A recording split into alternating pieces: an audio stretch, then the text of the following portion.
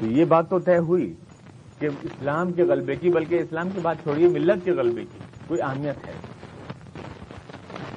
یہ تو انہوں نے بے اتفاق اجماع امت ہو گیا اس کے اوپر کہ اس کی اہمیت ہے.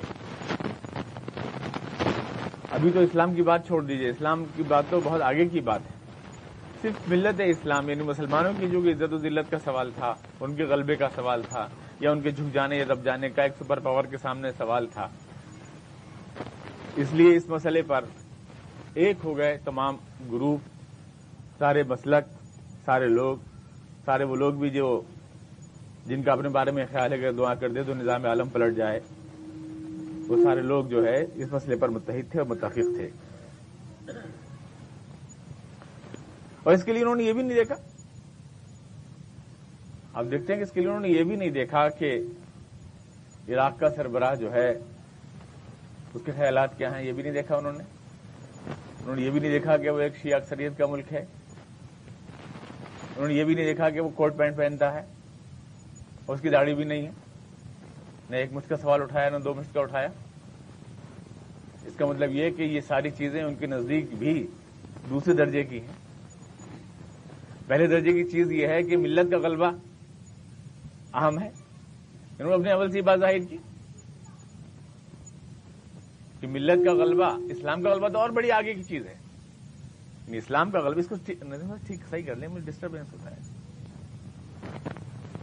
اسلام کا غلبہ تو اور آگے کی چیز ہے، وہ تو میں ابھی اس آیت کی میں آپ کے سامنے واضح کروں گا. ابھی صرف ملت کے غلبے کی بات کر رہا ہوں میں، کیونکہ یہ تو اللہ اعلان سب لوگ جانتے ہیں کہ بعض پارٹی کا جو عقیدہ ہے اور بعض پارٹی کے جو نظریات ہیں وہ کوئی خلافت اسلامیہ تو ہے نہیں.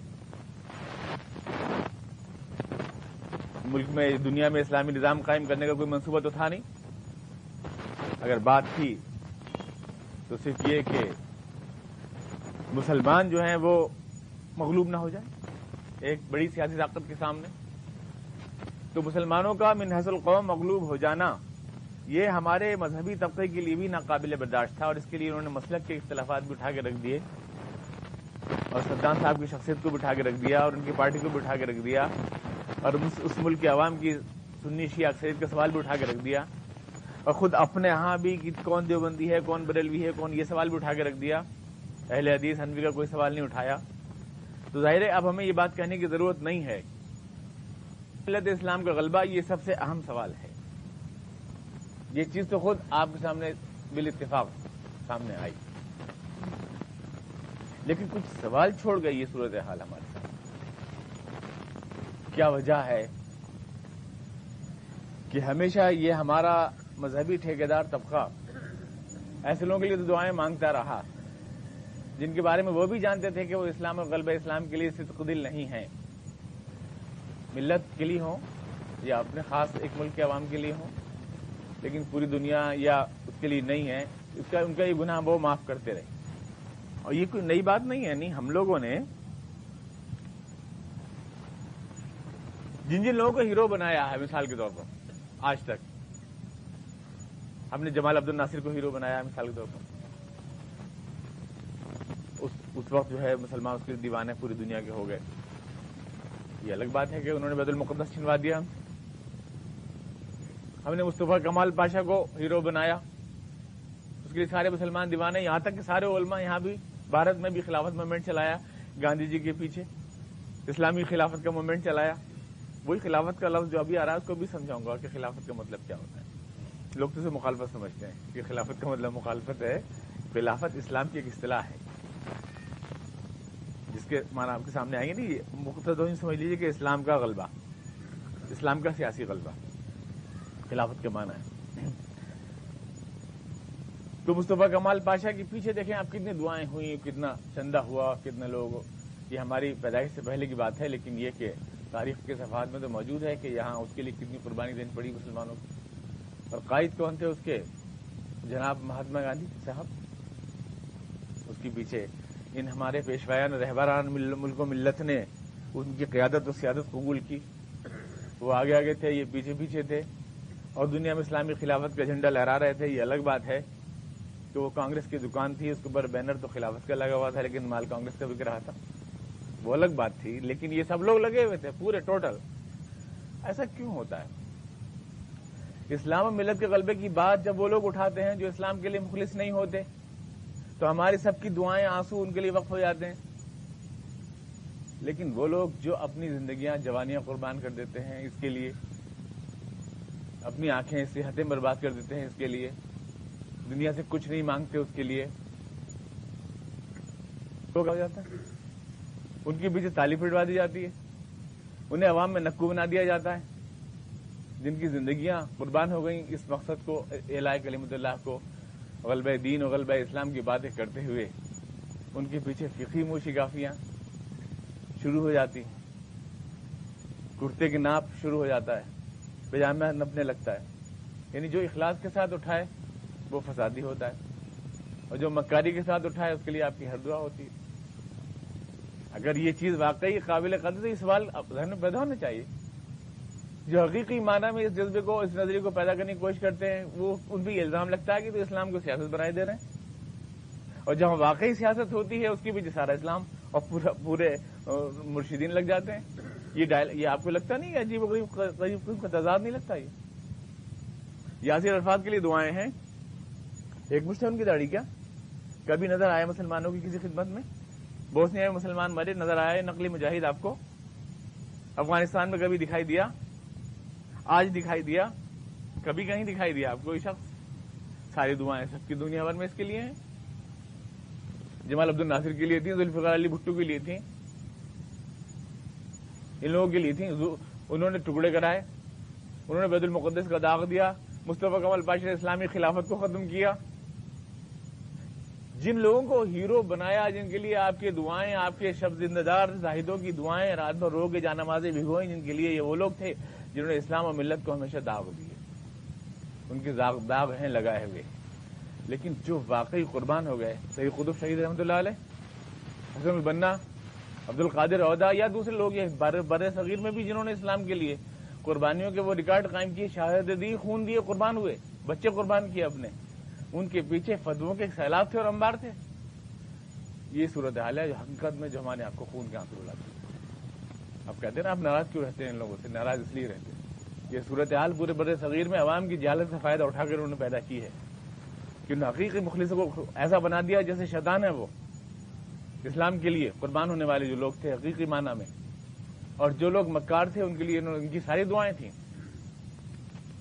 اور یہ ایک بڑا فریب سی اس لیے ہے کہ ہمارے عوام کی اکثریت نہ پڑھتی ہے، نہ لکھتی ہے، نہ حالات میں نظر رہتی ہے، اور وراثت میں ملتی ہے اس کو قیادت و سیادت، اور وہ جدھر کو چاہیں بھیڑوں کے ہاتھ اٹھواتے ہیں، ان کے دماغ پہ قبضہ، ان کے دل پہ قبضہ، ان کی جیبوں پہ قبضہ. یہ صورتحال ہے. کوئی جگانے کی کوشش کرے تو اس سے برا کوئی نہیں ہوتا، کیونکہ ہم تو اندھیرے میں لوٹ رہے تھے، یہ بلب جلانے کون آ گیا؟ یہ ہے ساری مشکل. ان لوگوں کے لیے جو سچ بولنا چاہتے ہیں اس ماحول میں بہت مشکل ہے. بہرحال میں اس سوال کو زیادہ آگے نہیں بڑھانا چاہتا. میں آج پہ رہنا چاہتا ہوں کیونکہ ہمارے احباب کا یہ بہت بڑا اصرار ہے کہ نہ جاؤں میں ادھر صرف قرآن شریف کے ترجمہ کروں تو ان میں قرآن شریف کے ترجمہ کروں گا. میں تو مسعود بھائی سے کہہ رہا تھا کہ اگر آپ کہیں تو صرف فضائل مسواک و مسائل پاجامہ بھی درس دیا کروں، اور کس چیز پر دیا کروں، اس کے آگے نہ جاؤں. وعد اللہ الذین آمنوا، میں نے آپ سے عرض کیا تھا کہ اللہ کا وعدہ مذہب کے لیے نہیں ہے، اللہ کا وعدہ مذہب اسلام کے لیے نہیں ہے، غلبہ عطا فرمائے گا دین اسلام کے لیے. وَلَا يُمَكِّنَنَّ لَهُمْ دِينَهُمُ الَّذِي ارْتَضَىٰ لَهُمْ. یہ دو الگ الگ لفظ ہیں. اسلام کے لیے قرآن کریم میں کہیں مذہب کا لفظ نہیں بولا گیا، کہیں بھی نہ حدیث میں. دین کا لفظ بولا گیا. فرق ہے دونوں میں بہت زبردست. ایک فرق تو یہ ہے کہ دین کہتے ہیں وہ راستہ اس پہ چلیں آپ، مذہب وہ راستہ اس پہ چلیں، لیکن دین ہے وہ جس پہ چلائیں. یعنی دین کا لفظ فوکس کرتا ہے خارج کو. دانا دین کے معنی غلبے کے معنی آتے ہیں. دین کہتے ہیں نا، دین مہر، عورت کو دین مہر یعنی چڑھا رہتا ہے. قرضے کو کہتے ہیں دین کیونکہ دماغ پہ سر پہ چڑھا رہتا ہے. وہ دین وہ ہے جو غلبہ اور تسلط، ان دین کلہ للہ. اور پھر دین وہ ہے جو صرف مذہبی رسوم پر مشتمل نہیں ہوتا، بلکہ وہ نظام زندگی ہوتا ہے. دھرم جو ہے وہ تو نام ہے اس کا، جیسے ہندوؤں میں ناریل پھوڑ لیا، چراغ جلا لیا اور پھول بکھیر دیے، قشقہ لگا لیا، ہو گیا، دھرم ختم ہو گیا. یہ دھارمک کام یہ ہے. باقی دکان اپنے حساب سے چل رہی ہے، اپنے حساب سے چل رہی ہے، پالیٹکس اپنے حساب سے ہو رہی ہے. دھرم تو بیچارہ 2-4 چیزیں کہہ کے بھاگ لیتا ہے. مطلب چھٹی انگلی ہوتا ہے وہ ہاتھ کی، کام تو 5 انگلیاں کرتی ہیں، چھٹی انگلی تو خالی دکھانے کا کوئی فنکشن نہیں ہوتا. ایسی دھرم کا کوئی فنکشن نہیں ہوتا، وہ چھٹی انگلی ہوتا ہے ہاتھ کی. مذہب، اسلام مذہب نہیں ہے. اسلام 5 انگلیوں کا نام ہے ہمارا. یعنی جو کچھ بھی زندگی میں ہے دین ہے وہ، یعنی آپ کو اس کے مطابق کرنا ہے. وہ دھرم نہیں ہے، وہ مذہب نہیں ہے. یعنی وہ نماز پڑھنے کا نام نہیں ہے صرف، یہ 2-4 چیزیں کر لینے کا نام نہیں ہے، بلکہ وہ زندگی گزارنے کا نام ہے اس ضابطے کے مطابق جو اللہ تعالیٰ نے دی. جتنی بڑی زندگی ہے اتنا بڑا دین ہے. وہ کچھ رسوم نہیں ہے. جب آپ اسے مذہب کہتے ہیں تو وہ دھرم بن جاتا ہے. اللہ نے دھرم کے لیے وعدہ نہیں کیا، اللہ نے دین کے لیے کیا. یعنی جب آپ دین کو زندگی کا پورا وہ بنائیں گے، مینیفیسٹو بنائیں گے، تو آپ غالب ہوں گے، تو آپ جیتیں گے. لہذا جب تک وہ دین نہیں بنتا ہے اسلام، تب تک آپ کو دعا مانگنے کا حق بھی نہیں ہے اللہ سے. کیوں؟ قرآن نے دعا کی شرط لگائی، فَادْعُوا اللَّهَ مُخْلِصِينَ لَهُ الدِّينَ. اللہ سے دعا اس وقت مانگنا جب تم دین کو اس کے لیے خالص کر لو.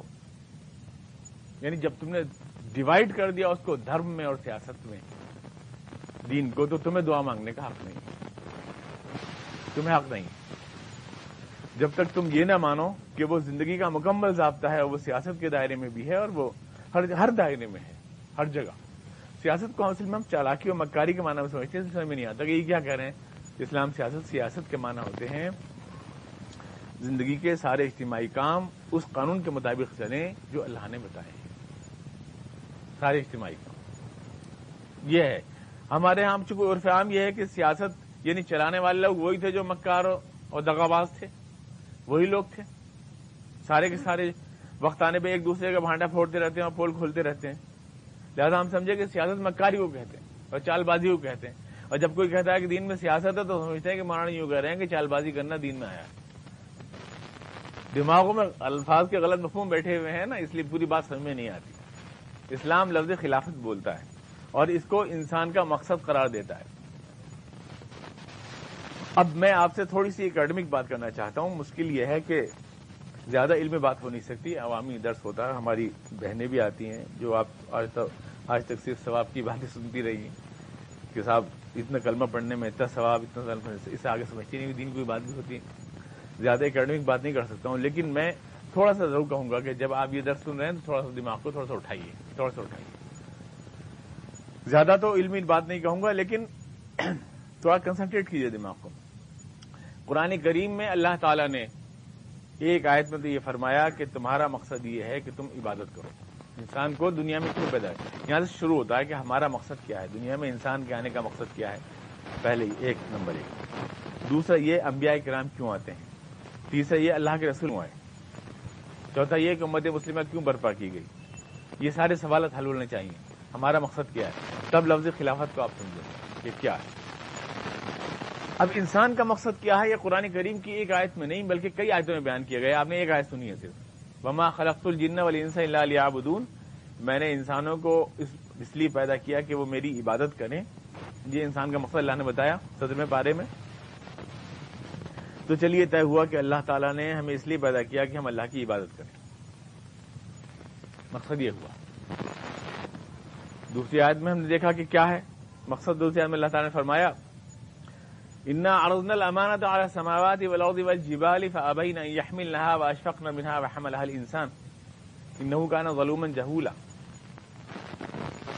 میں نے ایک امانت کائنات کے سامنے رکھنا چاہیے، تب پوری کائنات کے سامنے اس کو پیش کیا، سب نے انکار کر دیا، لیکن انسان نے آگے بڑھ کے اس کو قبول کر لیا.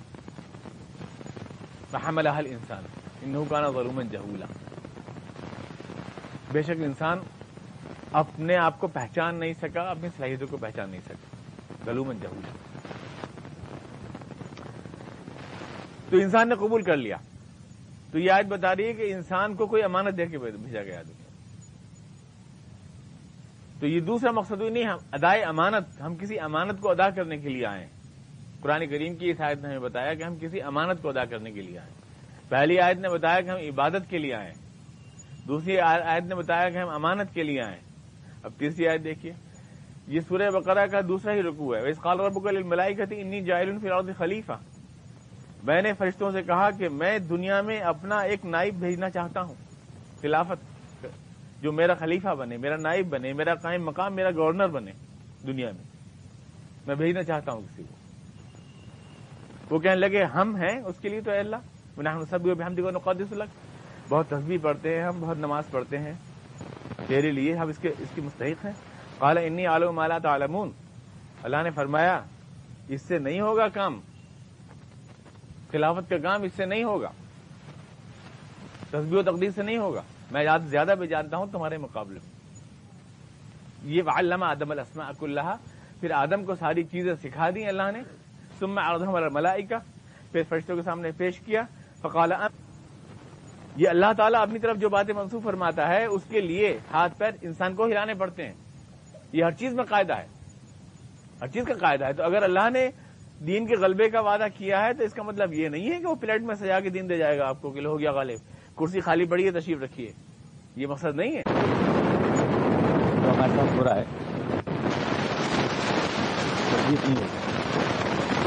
تو بات جو تھی, کیونکہ صرف 40-45 منٹ کا درس ہوتا ہے, اس میں بات پوری نہیں ہو پاتی. ویڈیو قسم کی جو تعداد اور بیشگویاں شاید نہیں ہوا ہے, لیکن اس میں جو کچھ بیشگویاں تھیں بتایا تھا کہ ان حالات کا پورا اشارہ اللہ کے رسول کی احادیث میں موجود ہے, منوان موجود ہے. تو ظاہر ہے کہ جو حالات ہمیں اب دکھائی دے رہے ہیں ان کا اگر اشارہ موجود ہے تو آئندہ کے جو حالات احادیث کے اندر ہمارے سامنے آ رہے ہیں ہم اس کی روشنی میں مستقبل کو بھی پڑھ سکتے ہیں کہ مستقبل میں کیا ہونے جا رہا ہے اور کیا ہوگا. پیشگوئیاں جو ہیں کسی یعنی عمل کا بنیاد تو نہیں بنتی ہیں, لیکن حالات کے رخ کو سمجھنے میں, اور چونکہ ہمارا ایمان ہے کہ اللہ کے رسول علیہ الصلوۃ والتسلیم نے ہمیں جو بھی حالات جو بھی باتیں دی ہیں ہمارے لیے ساتھیوں کو مصدوق ہیں, وہ اللہ کے رسول صلی اللہ علیہ وسلم, اور ان کی جو ہے پیشگوئیوں کی موجودگی میں یعنی ہم کوئی یہ تو ہے نہیں کہ دار و مدار سارا پیشگوئیوں پر ہے اور ہمیں اسی کے اوپر ہاتھ پہ ہاتھ رکھ کے بیٹھنا ہے, بلکہ مسلمانوں کو تو یہ تحریکی جو سطح ہے, ہر سطح تو مسلمانوں کی ختم ہو گئی. اب مسلمان پاس کوئی ملک بھی نہیں ہے حقیقی معنی میں, اور نہ کوئی بادشاہ ہے اور نہ کوئی سلطنت ہے اس وقت مسلمانوں اسلام کے پاس صحیح معنی میں. صرف ایک تحریک ہے جس کو زندہ رکھنا ہے اس وقت تک جب تک اللہ کے رسول کی یہ تعداد اپنا موجود ظاہر نہیں کرے. تو یہاں 2 شرطیں لگائی اللہ تعالیٰ نے ہماری کامیابی کے لیے, ایک ایمان اور ایک عمل صالح. ان 2 الفاظ کی تشریح کرنے سے پہلے اس سیاق کو آپ سمجھ لیں جس میں یہ باتیں کہی گئی ہیں. یہ سورہ نور ہے اور اس میں معاشرتی ہدایات دی گئی ہیں, تمام سب پردے کے احکامات دیے گئے ہیں, کس طرح سے مرد عورت کی زندگی کو بیان کی گئی ساری چیزیں, اور اس کے درمیان میں یہ بات آئی ہے ایک سازش کے پس منظر میں جو منافقین نے برپا کی تھی, وہ درمیان میں 4-5 حصے ہو گئے تھے, آپ دی گئے ہیں اس کے بیان کے, لیکن وہ ایک سازش تھی اللہ کے رسول کے خلاف, آپ کے گھر کے خلاف, اور اس سلسلے میں پھر بعد میں کچھ ہدایتیں آئیں اور پھر بعد میں یہ پیش ہوئی مستقبل کے بارے میں کیا ہونے والا ہے, یہ پیش گوئی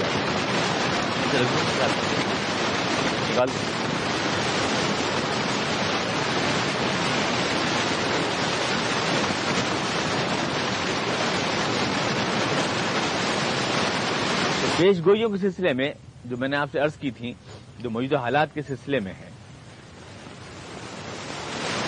ایک بات تو آپ یہ سمجھ لیں کہ یہ اتنا آسان نہیں ہے. ہم جو اسلام کے غلبے کے لیے, مسلمانوں کے غلبے کے لیے بات کرتے ہیں تو یہ اتنا آسان کام نہیں ہے, یہ کوئی کچھ کرنی نہیں ہے بلکہ ایک ریسلنگ. یہاں پر شیطان ایک چیلنج کے ساتھ آیا, اور میں کہتا ہوں کہ شیطان کو آپ نے سمجھا یہ ہے کہ کوئی ایسی بہکانے کے لیے اللہ نے چھوڑ دیا ہے, اس میں کوئی صلاحیت نہیں ہے. شیطان اگر اس پوری دنیا کو اللہ کے مقابلے میں آپریٹ کرنے کے لیے اللہ نے کھڑا کیا ہے تو آپ یہ سمجھیے کہ وہ دنیا کا سب سے بہترین نظام بھی ہے, دنیا کا سب سے بہترین اکانومسٹ بھی ہے, اور دنیا کا سب سے بہترین پالیٹیشین بھی ہے وہ. اس لیے کہ جس ذات نے اللہ کے مقابلے میں کھڑا ہونے کا حوصلہ کیا ہے اس ذات کو ساری صلاحیتیں دی گئی. اور قرآن کریم میں اس کا اشارہ دے دیا گیا ہے کہ شیطان آپ کے اوپر جو حملہ آور ہوگا وہ اپنی پوری صلاحیت کے ساتھ حملہ آور ہوگا. وَاسْتَفْزِزْ عَلَيْهِمْ بِصَوْتِكَ وَأَجْلِبْ عَلَيْهِمْ بِخَيْلِكَ وَرَجِلِكَ وَشَارِكْهُمْ فِي الْأَمْوَالِ وَالْأَوْلَادِ وَعِدْهُمْ. اللہ تعالیٰ نے ساری چھوٹ دی شیطان کو کہ تو اپنے پروپیگنڈے کی پوری طاقت وَاسْتَفْزِزْ عَلَيْهِمْ بِصَوْتِكَ وَأَجْلِبْ عَلَيْهِمْ بِخَيْلِكَ اور اپنی پوری عسکری اور فوجی طاقت وَشَارِكْهُمْ فِي الْأَمْوَالِ اور ان کی پوری ان کی اپنی معاشی لوگوں کا جو سسٹم ہے اس کے اندر دخیل ہو جا وَالْأَوْلَادِ وَعِدْهُمْ پورے معاشرت میں ان کی دخیل ہو جا. تو شیطان آپ کی اکانومی کو بھی، آپ کی معیشت کو بھی، آپ کی معاشرت کو بھی، آپ کی سیاست کو بھی بلند ترین سطح کے اوپر آپریٹ کر رہا ہے پوری دنیا کی. وہ ہر سائنسی تحقیق میں شریک ہے، وہ ہر معاشی نظریے میں شریک ہے، وہ ہر اس معاشرتی اسکیم میں شریک ہے جو اللہ کا کلمہ غالب کرنے سے روکنا چاہتی ہے دنیا میں، ہر اس میں شریک ہے. اور یہ اللہ تعالیٰ کی دی ہوئی چھوٹ منظروں الی یوم یبعثون، وہ ہر شے میں شریک ہے. لہٰذا اس کی سازشوں کا سلسلہ اسلام کے خلاف جو حضور کے دور میں شروع ہوا، جیسا کہ میں کئی بار عرض کر چکا ہوں کہ حضور اقدس صلی اللہ علیہ وسلم جو ہیں اس جنگ میں اللہ تعالیٰ کا آخری میزائل تھے. یہ کرام آتے رہے اللہ کی تعریف کرتے ہیں شیطان کے مقابلے میں، لیکن شیطان کو اللہ تعالیٰ نے ایک چھوٹ دی ہے، یعنی اس کو ایک ترجیح دی ہے، ایک پریفرنس دیا ہے. شیطان اللہ تعالیٰ نے شیطان کو نیکی کے مقابلے میں ایک ترجیح دی، یہ اس کا حق ہے. شیطان نے جو شکایت کی تھی اللہ تعالیٰ سے وہ یہ کی تھی کہ اللہ میں تیری عبادت کرتا رہا اور میں تیرا سب سے بہترین بندہ تھا اور میں اس کائنات کو چلاتا بھی رہا برف ہو لاکھوں پر سب سے، لیکن تو نے میرے بجائے انسان کو اس کائنات کا حکمراں بنایا. آخر اس کو کیوں ترجیح دی گئی؟ جبکہ میرا تو تجربہ بھی شاہد تھا کہ میں تیرا عبادت گزار بندہ ہوں، بہترین عبادت گزار بندہ ہوں. ہمیشہ سے ایک تجربہ یعنی میرے حق میں گویا کہ ترجیح دینے کے لیے ایک سفارش موجود تھی میری زندگی. یہ تو ابھی نیا ابھی پیدا ہوا انسان اور ابھی تو نے اس کو پریفرنس دے دیا میرے مقابلے میں بغیر آزمائے، بغیر اس کا کوئی ریکارڈ سامنے آئے. آخر اسے کیوں دیا ہے؟ تو شیطان کی شکایت چونکہ جائز تھی اس لیے اللہ تعالیٰ نے اس کو چھوٹ دی اور مہلت دی اور کہا کہ میں اب یہ پریفرنس تجھے دے رہا ہوں کہ تیرے مقابلے میں انسان کمزور ہے تیری گمراہیوں کا مقابلہ کرنے میں. جنت کو میں نے ڈھانک دیا ہے مکروہ چیزوں سے، جنت کو مشکل سے حاصل کر پائے گا انسان، اور گناہ میں رکھ دوں گا میں کشش تاکہ پریفرنس تجھے مل جائے. گناہ میں خدا تعالیٰ نے کشش رکھ دی جب شیطان کی شکایت دور ہو گئی. اس کے بعد اب جو اوپن ایک مقابلہ ہے اور شیطان سے کہہ دیا گا کہ بصوتک واجلب علیہم بخیلک ورجلک وشارکہم فی الاموال والاولاد عن یمینہم وعن شمائلہم. ہر طرف سے تو حملہ ور ہو سکتا ہے انسان کے اوپر، تجھے مکمل آزادی دی گئی. اب شیطان نے جو حملے شروع کیے ہیں، حضور صلی اللہ علیہ وسلم آخری اللہ تعالیٰ کی طرف سے بھیجا ہوا میزائل ہے شیطان اس جنگ میں. اب کوئی نبی نہیں آئے گا، کوئی پیغمبر نہیں آئے گا، کوئی کتاب نہیں اترے گی. شیطان نے اس کے بعد سے جو پلاننگ کی ہے اسلام کے خلاف اور ملت کے خلاف، وہ صرف یہ عراق کی لڑائی جس کو آپ دیکھ رہے ہیں یہاں پہ آن کے تھوڑی رک جاتی ہے. وہ یہ پورا ایک سلسلہ ہے جس کے بڑے اہم واقعات اگر آپ دیکھیں تاریخ میں، جو شیطان کا جو مار کا گرم ہے اسلام اور مسلمانوں کے خلاف، اس میں بہت سے شہید شیطان حضور اس کی آنکھ بند ہوتے ہی اس کے حملے شدید تھے. پہلا حملہ اس کا یہ تھا کہ اس نے حضور اقدس کی آنکھ بند ہوتے ہی ایک دم ارتداد کا فتنہ کھڑایا. کثیر تعداد میں تمام قبائل پلٹ گئے اور مسلمان اسلام سے جو ہے زکوٰۃ نہیں دیں گے، ہم زکوٰۃ نہیں دیں گے. عمر صدیق رضی اللہ عنہ نے اس وقت جو ہے سنبھالا حالات کو اور کہا کہ اگر کوئی ایک رسی بھی زکوٰۃ میں دیتا تھا تو میں اس کو لوں گا اور چھوڑوں گا نہیں، اس کے خلاف جہاد کروں گا. ایک بڑا فتنہ. اس کے بعد وہ مسلمہ کذاب کا فتنہ جو اسلام کے لیے موت و زیست کی کشمکش بن گیا. اس کے بعد شیطان کا سب سے بڑا حملہ تھا حضرت عمر رضی اللہ عنہ کی شہادت، جن کے لیے حضور نے فرمایا تھا کہ یہ دجال اور شیطان کی چالوں کو سب سے بہتر سمجھنے والے ہیں. عمر فاروق رضی اللہ عنہ اس کی چالوں کو ایک ایرانی غلام کے ذریعے شہید کیا گیا حضرت عمر فاروق رضی اللہ عنہ کو. وہ بہت بڑا دھچکا تھا اسلام اور مسلمان. میں کہوں گا سب سے بڑا صدمہ جو اسلام و ملت اسلام کو ملا پہنچا جس کا تاریخ میں وہ حضرت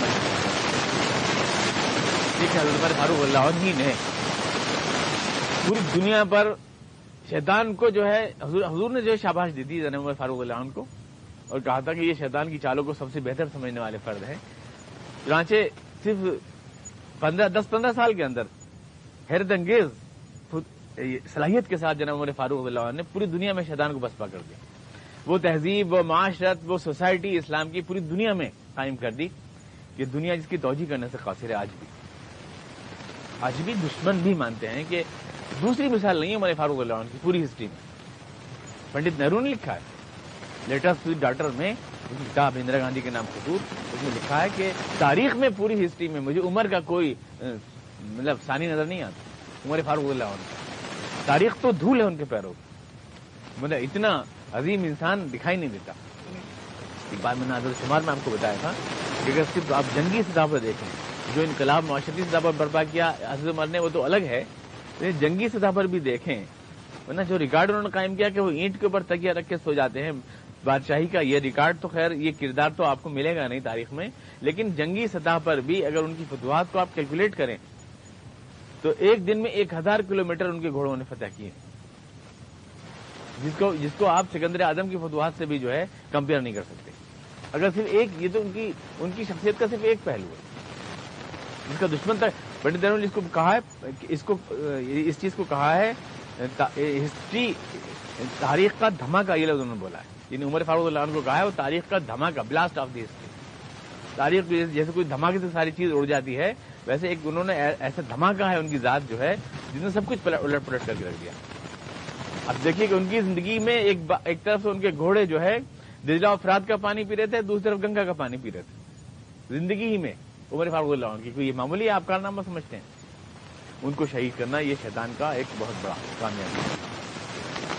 اور اس کے فوراً بعد پھر آپ دیکھتے ہیں کہ سازش کا دور جناب عثمان رضی اللہ عنہ کے خلاف بغاوت، ان کی شہادت.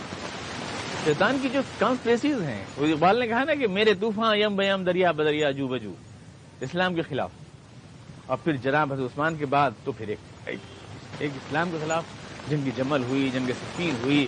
تمام دنیا میں اسلام کا جھنڈا لہرانے میں صحابہ کرام کی تعداد 8-10 ہزار زیادہ شہید نہیں ہوئے، لیکن صرف جنگ جمل میں 10,000 اور جنگ صفین کے اندر 90,000 یا 1 لاکھ کے قریب مسلمان شہید ہوئے آپس کی لڑائی میں. یہ کتنا بڑا جیتتا جاتا خون تھا نا، اسلام کا بالکل بچہ تازہ خون تھا وہ جو بہہ گیا. وہ سب صحابہ کرام تھے جو اتنی بڑی تعداد میں شہید ہوئے. وہ قراء اور حفاظ اور قرآن کریم کو سینوں میں لیے ہوئے لوگ تھے، اور ان کو شہید ہونے کا مطلب قرآن کریم کا مٹ جانا تھا دنیا سے. یہی شیطان نے گویا کہ شیطان کی چال کا عروج تھا یوں دیکھا جائے جو وہ آپس میں اس نے مسلمانوں کو دستوں گرے بات. اس کے بعد آپ دیکھتے ہیں کہ اہم واقع جناب حسن کی شہادت ہے، جناب امام حسین کی شہادت ہے، یزید اور حسین کی کشمکش ہے. یہ سب وہ اسٹیجز ہیں شیطان کے جو اسلام ملت اسلام کے خلاف وہ کرتا رہا تاریخ میں. حضور اقدس کی کاررواں کو قدم روکنے کے لیے جو پوری صلاحیتیں وہ استعمال کرتا رہا.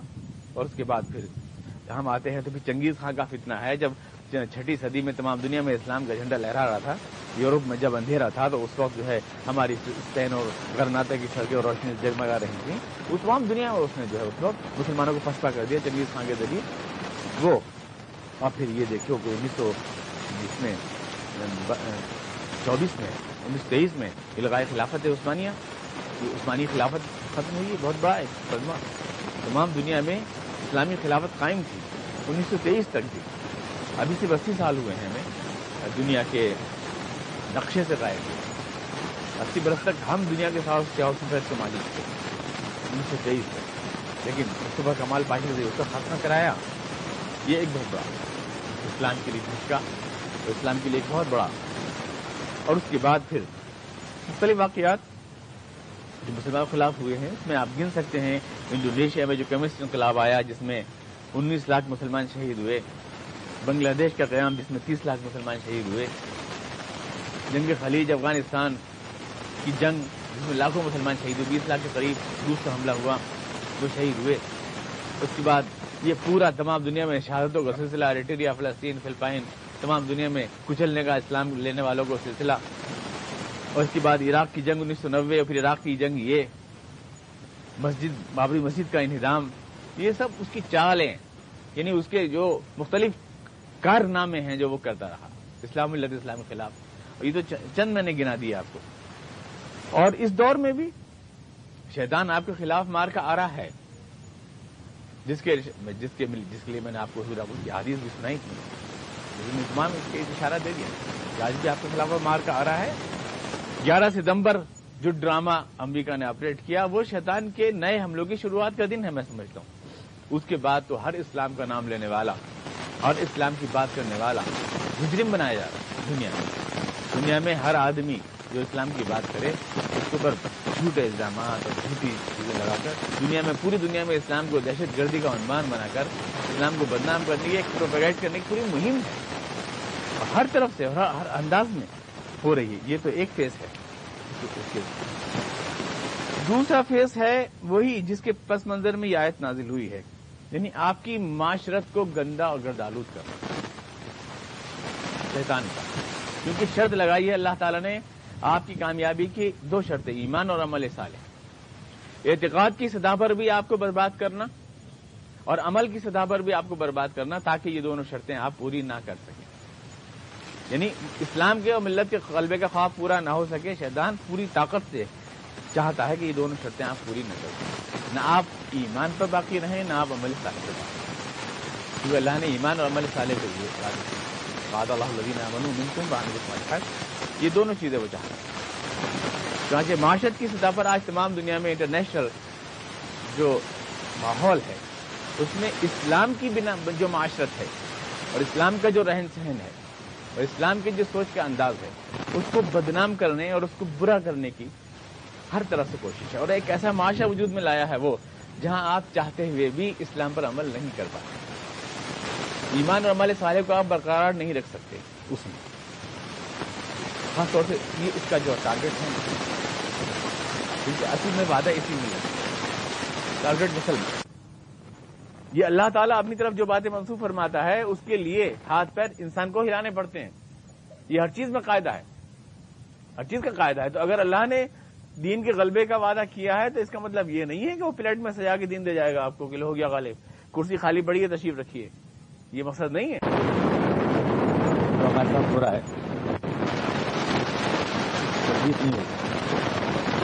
تو بات جو تھی، کیونکہ صرف 40-45 منٹ کا درس ہوتا ہے اس میں بات پوری نہیں ہو پاتی.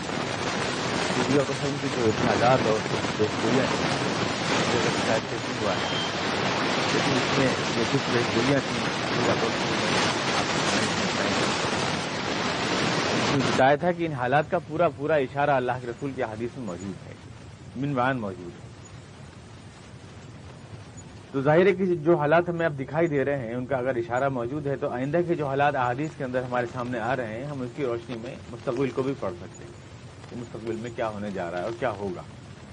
پیشگوئیاں جو ہیں کسی یعنی عمل کا بنیاد تو نہیں بنتی ہیں، لیکن حالات کے رخ کو سمجھنے میں، اور چونکہ ہمارا ایمان ہے کہ اللہ کے رسول علیہ الصلوۃ والتسلیم نے ہمیں جو بھی حالات جو بھی باتیں دی ہیں ہمارے لیے خاطر کو مصدوق ہیں، وہ اللہ کے رسول کو اور ان کی جو ہے پیشگوئیوں کی موجودگی میں، یعنی ہم کوئی یہ تو ہے نہیں کہ دار و مدار سارا پیشگوئیوں پر ہے اور ہمیں اسی کے اوپر ہاتھ پہ ہاتھ رکھ کے بیٹھنا ہے، بلکہ مسلمانوں کو تو یہ تحریکی جو سطح ہے، ہر سطح تو مسلمانوں کی ختم ہو گئی. اب مسلمان پاس کوئی ملک بھی نہیں ہے حقیقی معنی میں، اور نہ کوئی بادشاہ ہے اور نہ کوئی سلطنت ہے اس وقت مسلمانوں اسلام کے پاس صحیح معنی میں. صرف ایک تحریک ہے جس کو زندہ رکھنا ہے اس وقت تک جب تک اللہ کے رسول کی ایک آزاد اپنا موجود ظاہر نہیں. تو یہاں 2 شرطیں لگائی اللہ تعالیٰ نے ہماری کامیابی کے لیے، ایک ایمان اور ایک عمل صالح. ان 2 الفاظ کی تشریح کرنے سے پہلے اس سیاق کو آپ سمجھ لیں جس میں یہ باتیں کہی گئی ہیں.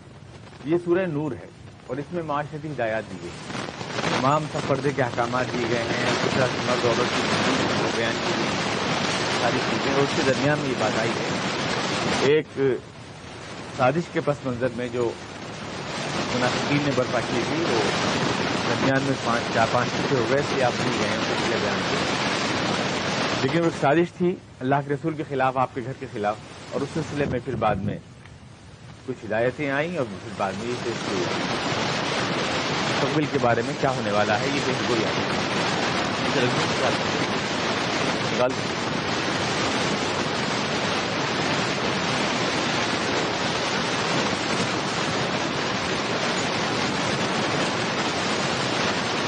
پیش گوئیوں کے سلسلے میں جو میں نے آپ سے عرض کی تھی، جو موجودہ حالات کے سلسلے میں ہے، ایک بات تو آپ یہ سمجھ لیں کہ یہ اتنا آسان نہیں ہے. ہم جو اسلام کے غلبے کے لیے، مسلمانوں کے غلبے کے لیے بات کرتے ہیں تو یہ اتنا آسان کام نہیں ہے. یہ کوئی پیش قدمی نہیں ہے بلکہ ایک ریسلنگ. یہاں پر شیطان ایک چیلنج کے ساتھ آیا. اب میں کہتا ہوں کہ شیطان کو آپ نے سمجھا یہ ہے کہ کوئی ایسی بہکانے کے لیے اللہ نے چھوڑ دیا ہے، اس میں کوئی صلاحیت نہیں ہے. شیطان اگر اس پوری دنیا کو اللہ کے مقابلے میں آپریٹ کرنے کے لیے اللہ نے کھڑا کیا ہے تو آپ یہ سمجھیے کہ وہ دنیا کا سب سے بہترین نظام بھی ہے، دنیا کا سب سے بہترین اکانومسٹ بھی ہے، دنیا کا سب سے بہترین پالیٹیشین بھی ہے وہ. اس لیے کہ جس ذات نے اللہ کے مقابلے میں کھڑا ہونے کا حوصلہ کیا ہے اس ذات کو ساری صلاحیتیں دی گئی. اور قرآن کریم میں اس کا اشارہ دے دیا گیا ہے کہ شیطان آپ کے اوپر جو حملہ ور ہوگا وہ اپنی پوری صلاحیت کے ساتھ حملہ ور ہوگا. وَاسْتَفْزِزْ عَلَيْهِمْ بِصَوْتِكَ وَأَجْلِبْ عَلَيْهِمْ بِخَيْلِكَ وَرَجِلِكَ وَشَارِكْهُمْ فِي الْأَمْوَالِ وَالْأَوْلَادِ وَعِدْهُمْ. اللہ تعالیٰ نے ساری چھوٹ دی شیطان کو کہ تو اپنے پروپیگنڈے کی پوری طاقت، وَاسْتَفْزِزْ عَلَيْهِمْ بِصَوْتِكَ وَأَجْلِبْ عَلَيْهِمْ بِخَيْلِكَ اور اپنی پوری عسکری اور فوجی طاقت، وَشَارِكْهُمْ فِي الْأَمْوَالِ اور ان کی پوری ان کی اپنی معاشی لوگوں کا جو سسٹم ہے اس کے اندر دخیل ہو جا، والاولاد وعیدہم پورے معاشرت میں ان کی دخیل ہو جا. تو شیطان آپ کی اکانومی کو بھی، آپ کی معیشت کو بھی، آپ کی معاشرت کو بھی، آپ کی سیاست کو بھی بلند ترین سطح کے اوپر آپریٹ کر رہا ہے پوری دنیا کی. وہ ہر سائنسی تحقیق میں شریک ہے، وہ ہر معاشی نظریے میں شریک ہے، وہ ہر اس معاشرتی اسکیم میں شریک ہے جو اللہ کا کلمہ غالب کرنے سے روکنا چاہتی ہے دنیا میں، ہر اس میں شریک ہے. تو یہ اللہ تعالیٰ کی دی ہوئی چھوٹ منظروں الی یوم یبعثون ہر شے میں شریک ہے. لہٰذا اس کی سازشوں کا سلسلہ اسلام کے خلاف جو حضور کے دور میں شروع ہوا، جیسا کہ میں کئی بار عرض کر چکا ہوں کہ حضور اقدس صلی اللہ علیہ وسلم جو ہیں اس جنگ میں اللہ تعالیٰ کا آخری میزائل تھے. یہ کرام آتے رہے اللہ کی تعریف کرتے رہے شیطان کے مقابلے میں، لیکن شیطان کو اللہ تبارک تعالیٰ نے ایک چھوٹ دی ہے، یعنی اس کو ایک ترجیح دی ہے، ایک پریفرنس دیا ہے. شیطان اللہ تعالیٰ نے شیطان کو نیکی کے مقابلے میں ایک ترجیح دی. یہ اس کا حق ہے. شیطان نے جو شکایت کی تھی اللہ تعالیٰ سے وہ یہ کی تھی کہ اللہ میں تیری عبادت کرتا رہا اور میں تیرا سب سے بہترین بندہ تھا اور میں اس کائنات کو چلاتا بھی رہا برف و لاکھوں کو وقت سے، لیکن تو نے میرے بجائے انسان کو اس کائنات کا حکمراں بنایا. آخر اس کو کیوں ترجیح دی گئی جبکہ میرا تو تجربہ بھی شاہد تھا کہ میں تیرا عبادت گزار بندہ ہوں، بہترین عبادت گزار بندہ ہوں. ہمیشہ سے ایک تجربہ یعنی میرے حق میں گویا کہ ترجیح دینے کے لیے ایک سفارش موجود تھی میری زندگی. یہ تو ابھی نیا ابھی پیدا ہوا انسان اور ابھی تو نے اس کو پریفرنس دے دیا میرے مقابلے میں بغیر آزمائے، بغیر اس کا کوئی ریکارڈ سامنے آئے. آخر اسے کیوں دیا ہے؟ تو شیطان کی شکایت چونکہ جائز تھی اس لیے اللہ تعالیٰ نے اس کو چھوٹ دی اور مہلت دی اور کہا کہ میں اب یہ پریفرنس تجھے دے رہا ہوں کہ تیرے مقابلے میں انسان کمزور ہے تیری گمراہیوں کا مقابلہ کرنے میں. جنت کو میں نے ڈھانک دیا ہے مکروہ چیزوں سے، جنت کو مشکل سے حاصل کر پائے گا انسان، اور گناہ میں رکھ دوں گا میں کشش تاکہ پریفرنس تجھے مل جائے. گناہ میں خدا تعالیٰ نے کشش رکھ دی جب شیطان کی شکایت دور ہو گئی. اس کے بعد اب جو اوپن ایک مقابلہ ہے اور شیطان سے کہہ دیا گیا کہ بصوتی کا واجب علیہم بخیلی کا ورجلی کا وشارکم فی الاموال والاولاد عن یمینہم وعن شمائلہم. ہر طرف سے تو حملہ ور ہو سکتا ہے انسان کے اوپر، تجھے مکمل آزادی دی گئی. اب شیطان نے جو حملے شروع کیے ہیں، حضور اقدس صلی اللہ علیہ وسلم آخری اللہ تعالیٰ کی طرف سے بھیجا ہوا میزائل ہیں شیطان اس جنگ میں. اب کوئی نبی نہیں آئے گا، کوئی پیغمبر نہیں آئے گا، کوئی کتاب نہیں اترے گی.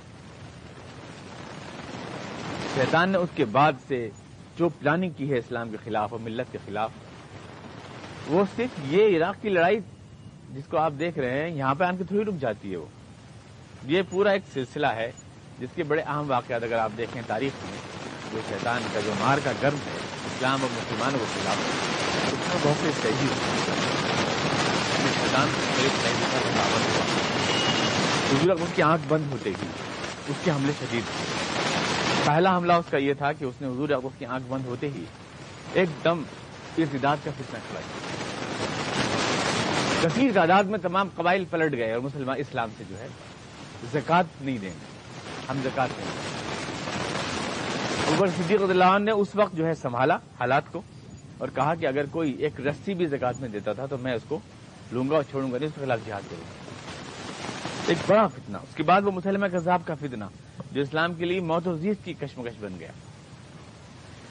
اس کے بعد شیطان کا سب سے بڑا حملہ تھا حضرت عمر رضی اللہ عنہ کی شہادت، جن کے لیے حضور نے فرمایا تھا کہ یہ دجال اور شیطان کی چالوں کو سب سے بہتر سمجھنے والے ہیں. عمر فاروق رضی اللہ عنہ اس کی چالوں کو ایک ایرانی غلام کے ذریعے شہید کیا گیا حضرت عمر فاروق رضی اللہ عنہ کو. وہ بہت بڑا دھچکا تھا اسلام اور میں کہوں گا سب سے بڑا صدمہ جو اسلام و ملت اسلام کو ملا پہنچا جس کا تاریخ میں وہ حضرت عمر فاروق رضی اللہ عنہ نے پوری دنیا پر شیطان کو جو ہے حضور نے جو ہے شاباش دی تھی جناب عمر فاروق رضی اللہ عنہ کو اور کہا تھا کہ یہ شیطان کی چالوں کو سب سے بہتر سمجھنے والے فرد ہیں. چنانچہ صرف 10-15 سال کے اندر حیرت انگیز صلاحیت کے ساتھ جناب عمر فاروق رضی اللہ عنہ نے پوری دنیا میں شیطان کو بسپا کر دیا. وہ تہذیب، وہ معاشرت، وہ سوسائٹی اسلام کی پوری دنیا میں قائم کر دی کہ دنیا جس کی توجہ کرنے سے قاصر ہے. آج بھی دشمن بھی مانتے ہیں کہ دوسری مثال نہیں ہے عمر فاروق رضی اللہ عنہ کی پوری ہسٹری میں. پنڈت نہرو نے لکھا ہے لیٹرز ٹو ڈاٹر میں کتاب اندرا گاندھی کے نام خطوط، اس میں لکھا ہے کہ تاریخ میں پوری ہسٹری میں مجھے عمر کا کوئی مطلب ثانی نظر نہیں آتا. عمر فاروق رضی اللہ عنہ تاریخ تو دھول ہے ان کے پیروں کی، مطلب اتنا عظیم انسان دکھائی نہیں دیتا. ایک بات میں نے عدد شمار میں آپ کو بتایا تھا کہ اگر صرف آپ جنگی سطح پر دیکھیں جو انقلاب معاشرتی سطح پر برپا کیا حضرت عمر نے وہ تو الگ ہے، جنگی سطح پر بھی دیکھیں ورنہ جو ریکارڈ انہوں نے قائم کیا کہ وہ اینٹ کے اوپر تکیہ رکھ کے سو جاتے ہیں بادشاہی کا، یہ ریکارڈ تو خیر یہ کردار تو آپ کو ملے گا نہیں تاریخ میں، لیکن جنگی سطح پر بھی اگر ان کی فتوحات کو آپ کیلکولیٹ کریں تو ایک دن میں 1000 کلومیٹر ان کے گھوڑوں نے فتح کیے، جس کو آپ سکندر اعظم کی فتوحات سے بھی جو ہے کمپیئر نہیں کر سکتے. اگر صرف ایک یہ تو ان کی شخصیت کا صرف ایک پہلو ہے جس کا دشمن تک پنڈت نہرو نے اس کو کہا ہے، اس چیز کو کہا ہے ہسٹری تاریخ کا دھماکہ، یہ لفظ انہوں نے بولا ہے. جن عمر فاروق اللہ عنہ کو کہا ہے وہ تاریخ کا دھماکہ، بلاسٹ آف دی ہسٹری. تاریخ جیسے کوئی دھماکے سے ساری چیز اڑ جاتی ہے ویسے ایک انہوں نے ایسا دھماکہ ہے ان کی ذات جو ہے جس نے سب کچھ الٹ پلٹ کر کے رکھ دیا. اب دیکھیے کہ ان کی زندگی میں ایک طرف سے ان کے گھوڑے جو ہے دجلہ و فرات کا پانی پی رہے تھے، دوسری طرف گنگا کا پانی پی رہے تھے زندگی ہی میں. عمر فاروق اللہ عنہ کی کوئی یہ معمولی آپ کارنامہ سمجھتے ہیں؟ ان کو شہید کرنا یہ شیطان کا ایک بہت بڑا کامیابی ہے. اور اس کے فوراً بعد پھر آپ دیکھتے ہیں کہ سازش کا وہ دور جناب عثمان رضی اللہ عنہ کے خلاف بغاوت، ان کی شہادت. شیطان کی جو کانسپریسیز ہیں وہ اقبال نے کہا نا کہ میرے طوفان یم بیام دریا بدریا جو بجو اسلام کے خلاف. اور پھر جناب حضرت عثمان کے بعد تو پھر ایک اسلام کے خلاف جنگ جمل ہوئی، جنگ صفین ہوئی. تمام دنیا میں اسلام کا جھنڈا لہرانے میں صحابہ کرام کی تعداد 8-10 ہزار زیادہ شہید نہیں ہوئے، لیکن صرف جنگ جمل میں 10,000 اور جنگ صفین کے اندر 90,000 یا 1 لاکھ کے قریب مسلمان شہید ہوئے آپس کی لڑائی میں. یہ کتنا بڑا جیتا جاتا خون تھا نا، اسلام کا بالکل بچہ تازہ خون تھا وہ جو بہہ گیا.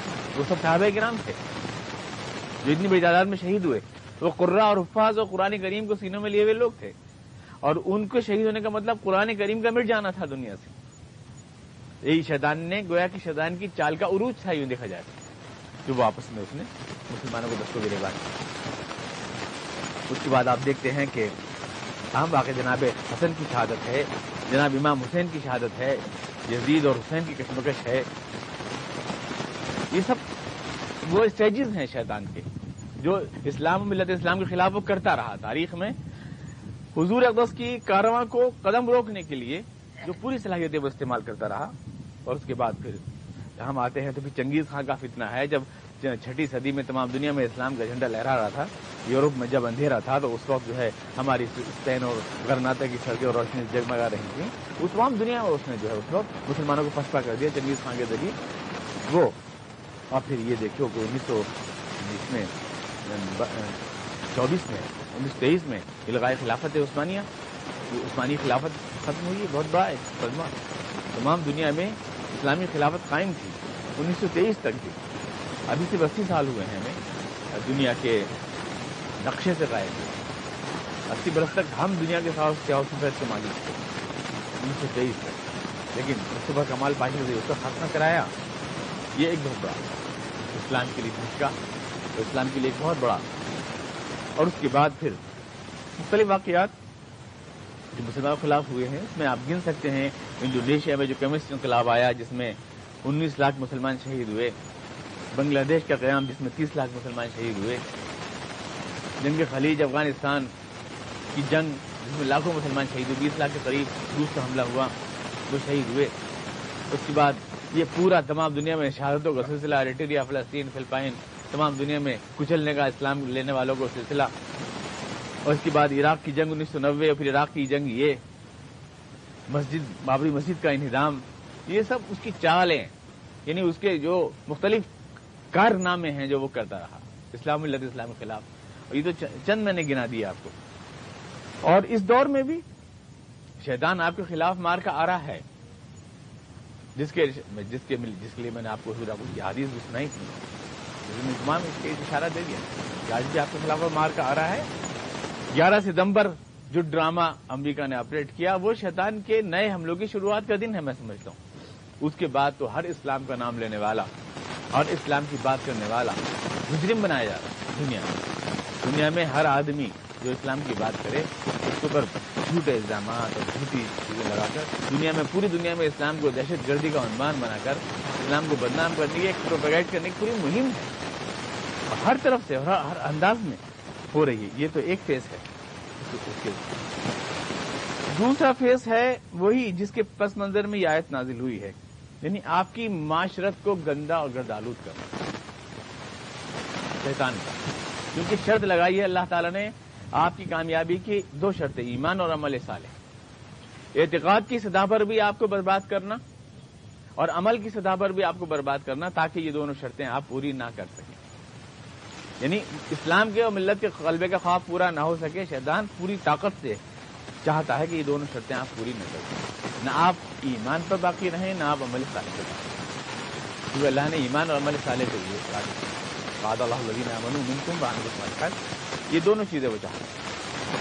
چنانچہ معاشرت کی سطح پر آج تمام دنیا میں انٹرنیشنل جو ماحول ہے اس میں اسلام کی بنا جو معاشرت ہے اور اسلام کا جو رہن سہن ہے اور اسلام کی جو سوچ کا انداز ہے اس کو بدنام کرنے اور اس کو برا کرنے کی ہر طرف سے کوشش ہے. اور ایک ایسا معاشرہ وجود میں لایا ہے وہ جہاں آپ چاہتے ہوئے بھی اسلام پر عمل نہیں کر پاتے.